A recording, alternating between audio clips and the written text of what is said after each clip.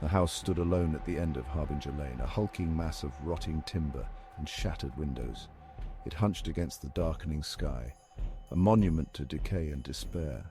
Locals whispered tales of its haunted past, of lives lost and souls trapped within its crumbling walls. No one dared approach after dark. Some dismissed the stories as mere superstition, the ramblings of imaginative minds. But beneath the surface of disbelief, a seed of fear always lingered. For some things, even in the stark light of reason, defied explanation. The house on Harbinger Lane was one such enigma. Claire scoffed at the local legends. Ghosts? Haunted houses? Nonsense. Her logical mind demanded proof, not hearsay. Armed with her camera and a healthy dose of skepticism, she decided to face her fears. She would spend the night in the house, document her experience, and debunk the myths once and for all. Her friends pleaded with her to reconsider. They shared chilling tales, their voices hushed, their eyes wide with fear. But Claire remained undeterred. She craved the thrill of the unknown, the adrenaline rush of confronting the darkness. Little did she know the darkness was waiting. As twilight painted the sky in hues of purple and orange, Claire approached the house. A cold wind whipped around her, carrying the scent of decay and the faintest hint of something else, something vaguely unsettling. She took a deep breath, steeling herself for the night ahead. The front door creaked open as if inviting her in. Dust motes danced in the faint moonlight filtering through the grimy windows. A musty odor hung heavy in the air, the smell of time and neglect. With each step deeper into the house, Claire felt a growing sense of unease. The silence was oppressive, broken only by the sound of her own breathing and the pounding of her heart. The house seemed to close in around her, the darkness pressing against her like a suffocating blanket.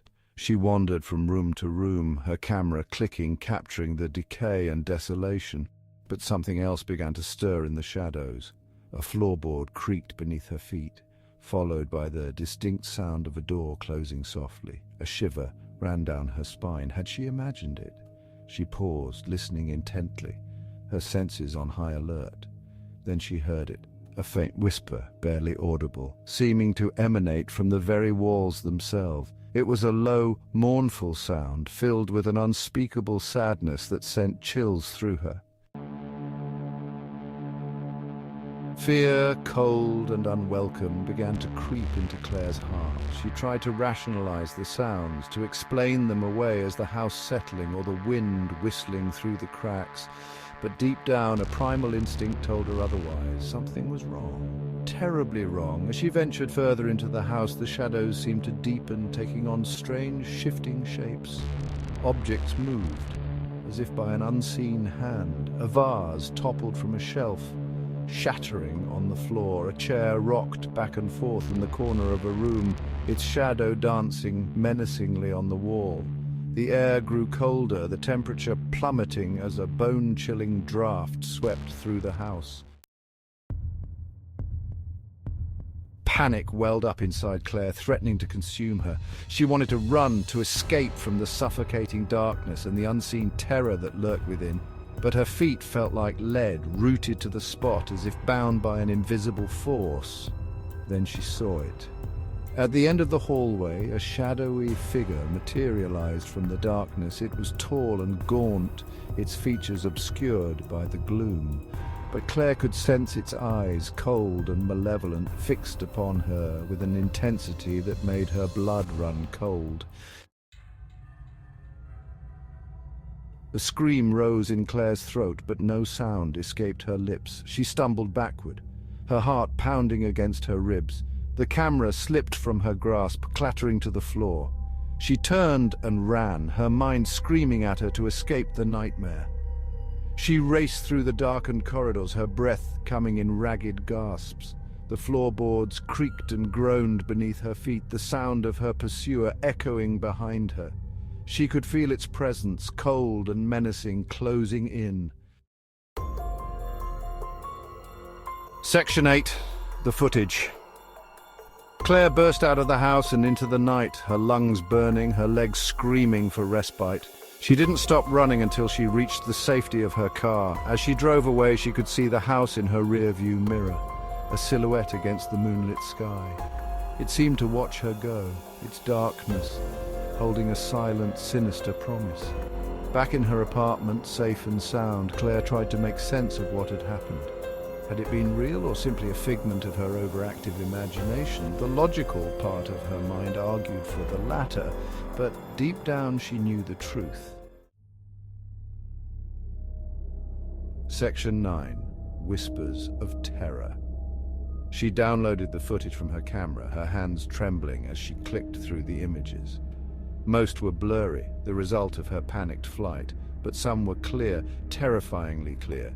There, in the background of one shot, was the shadowy figure, its eyes glowing with an unnatural light. In another, she could hear the whispers, faint but distinct, filled with a chilling malice. Claire shared her story and the footage with anyone who would listen. Some dismissed her as hysterical, but others weren't so sure.